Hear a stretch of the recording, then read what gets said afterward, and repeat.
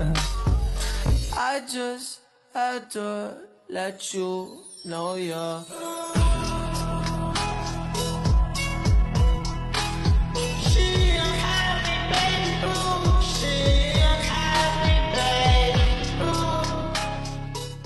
Halo teman-teman, selamat datang di podcast kami. Pernah nggak sih kalian melihat berita tentang penipuan online, cyberbullying, atau bahkan kasus penyalahgunaan AI yang belakangan ini ramai dibicarakan? Hampir setiap hari kita menemukan berbagai kasus kejahatan yang muncul dengan bentuk yang semakin beragam. Benar banget, bahkan seiring perkembangan teknologi dan perubahan sosial, bentuk kejahatan yang muncul juga ikut berkembang. Namun yang menarik, di balik setiap kejahatan sebenarnya ada faktor-faktor tertentu yang bisa dijelaskan secara ilmiah. Nah, banyak orang mungkin hanya melihat kejahatannya saja. Padahal dalam ilmu kriminologi kita bisa mencoba memahami mengapa seseorang melakukan kejahatan, apa yang mempengaruhinya, dan bagaimana teori-teori kriminologi menjelaskan fenomena tersebut. Oleh karena itu, pada podcast kali ini kami akan membahas beberapa kasus kontemporer yang sedang terjadi di masyarakat dan mengaitkannya dengan konsep serta teori-teori kriminologi. Jadi, buat teman-teman yang penasaran bagaimana kriminologi memandang berbagai kasus yang sedang ramai saat ini, simak terus pembahasan kami sampai selesai ya. Kasus pertama adalah begal. Kejahatan ini masih sering terjadi di berbagai daerah di Indonesia.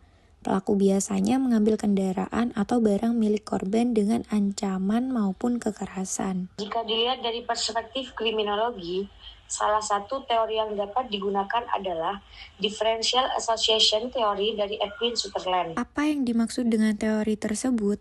Menurut Sutherland, perilaku kriminal dipelajari melalui interaksi dengan orang lain. Seseorang tidak lahir sebagai penjahat, tetapi belajar menjadi penjahat dari lingkungan sosialnya. Jadi, pelaku begal bisa jadi mempelajari perilaku tersebut dari teman atau kelompoknya. Selain itu, apakah ada teori lain yang dapat menjelaskan kasus begal? Benar, jika seorang sering bergaul dengan kelompok yang menganggap kejahatan sebagai hal yang biasa, maka ia akan lebih mudah menerima nilai-nilai yang mendukung perilaku kriminalnya. Ada, yaitu strain teori dari Robert K. Merton. Teori ini menjelaskan bahwa seseorang memiliki tujuan hidup seperti memperoleh uang atau status sosial, namun ketika akses untuk mencapai tujuan tersebut secara legal terbatas. Sebagian orang memilih cara ilegal seperti pembegalan. Oke, jadi artinya faktor ekonomi dan tekanan sosial juga dapat berperan dalam munculnya kejahatan begal ya, begitu. Baik, langsung saja ke kasus kedua yaitu penipuan online. Saat ini banyak masyarakat menjadi korban penipuan melalui WhatsApp, media sosial, maupun investasi palsu. Bagaimana teori tersebut menjelaskan penipuan online? Fenomena ini dapat dijelaskan menggunakan routine activity teori yang dikemukakan oleh Cohen dan Velso. Menurut teori ini, kejahatan yang terjadi ketika terdapat 3 unsur, yaitu pelaku yang termotivasi, target yang sesuai, dan tidak adanya pengawasan yang efektif. Pelaku memiliki motivasi memperoleh keuntungan finansial, korban menjadi target yang mudah dijangkau melalui internet, sedangkan pengawasan seringkali lemah karena identitas pelaku sulit dilacak. Jadi perkembangan teknologi memberikan kesempatan baru bagi pelaku kejahatan. Benar, teknologi pada dasarnya bersifat netral, tetapi dapat dimanfaatkan untuk tujuan positif maupun negatif. Karena itu masyarakat perlu meningkatkan literasi digital agar tidak mudah menjadi korban. Setuju. Pencegahan juga menjadi bagian penting dalam upaya penanggulangan kejahatan ini. Baik, selanjutnya kita akan membahas pembahasan kasus ketiga, yaitu bullying atau perundungan yang bahkan terkadang berujung pada kekerasan fisik maupun gangguan psikologis bagi korban.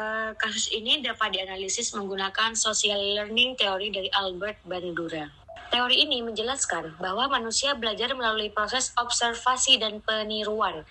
Seseorang dapat meniru perilaku yang ia lihat dari keluarga, teman sebaya, lingkungan, sekolah, dan maupun media sosial. Berarti perilaku bullying bisa dipelajari?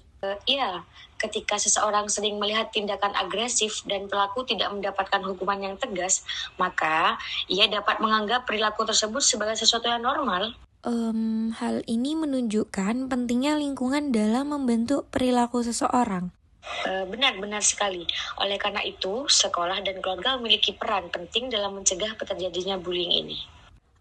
Baik, sekarang kita lanjut ke pembahasan yang terakhir yaitu pornografi berbasis AI dan deepfake.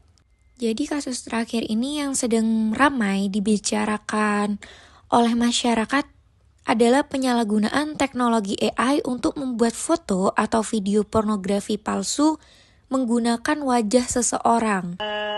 Kasus ini merupakan bentuk cybercrime yang berkembang seiring kemajuan teknologi. Lalu teori apa yang cocok digunakan untuk menganalisis kasus tersebut? Dan bagaimana penjelasannya? Salah satunya ada social control theory dari Travis Hirschi.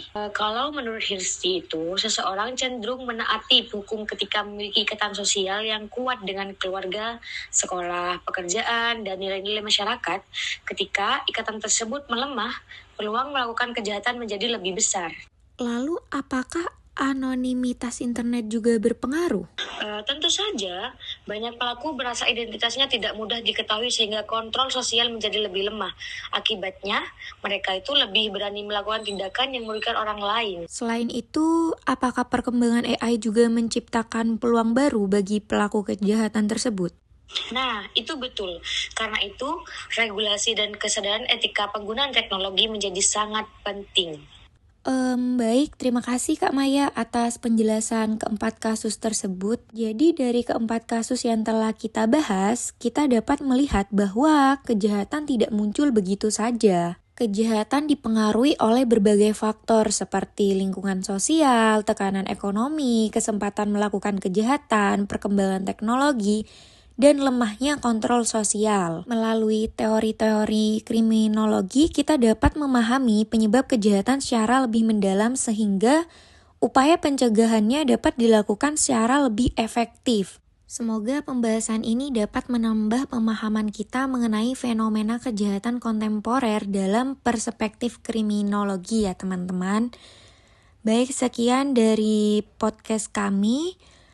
Dari pembahasan 4 kasus tersebut, semoga teman-teman bisa memahami ya. Terima kasih telah menyaksikan podcast kami dan terima kasih sudah mau mendengarkan. Sampai jumpa dan terima kasih.